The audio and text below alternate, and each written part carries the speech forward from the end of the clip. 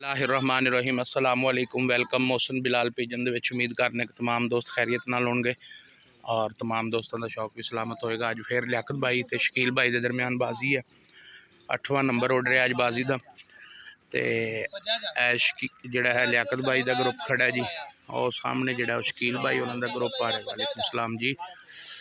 तो हम इंशाल्लाह जिमें मोहरा वगैरह लाते हैं तो इंशाल्लाह शौक करावांगे दोस्तों।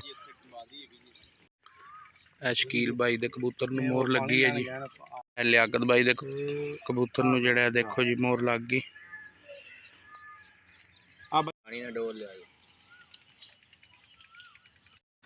लो जी दोस्तों, जी अज बाजी सी शकील भाई ने जित ली है जी माशाल्लाह।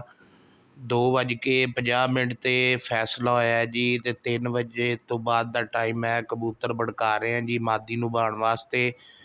तो माशाल्लाह अज बड़ी अच्छी परवाज दी है जी मादी ने। और तुसीं यह देख लो सारे बच्चे जोड़ा वो शौक देखने वास्ते इकट्ठे हुए ने लियाकत भाई के घर। तो कबूतर जोड़ा है उस्ताद अल्लाह दिता साहब जोड़ा बड़का रहे ने छतरी, और मादा नूं बिठाण वास्ते फुल कोशिश जारी है जी।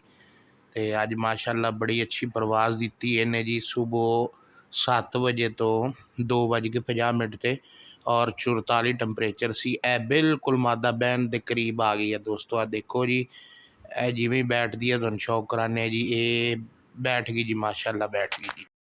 ए देखो दोस्तों, ए मादी शकील भाई दे अद्दे विच बच्चे भी खड़े कोल सारे शौक देखने वास्ते। तो माशाल्लाह बड़ी अच्छी परवाज दी मादी ने जी। और 8वां नंबर सी अज बाजी का। और टोटल बाजियां जड़ियां ने शकील भाई 6 जित चुके ने जी। तो इनू माड़ी मोटी साम दे ली है जी। तो फिर दोबारा इंशाल्लाह शौक कराने जी इनका। ठीक है दोस्तों, चैनल में सबसक्राइब कर लो लाजमी, इंशाल्लाह मजीद वीडियो मिलनी है जी। दोस्तों जी अज बाजी सी शकील भाई की तो लियाकत भाई की 8वां नंबर उड्या सी बाजी का। लियाकत भाई ने बाजी विन कर ली है जी।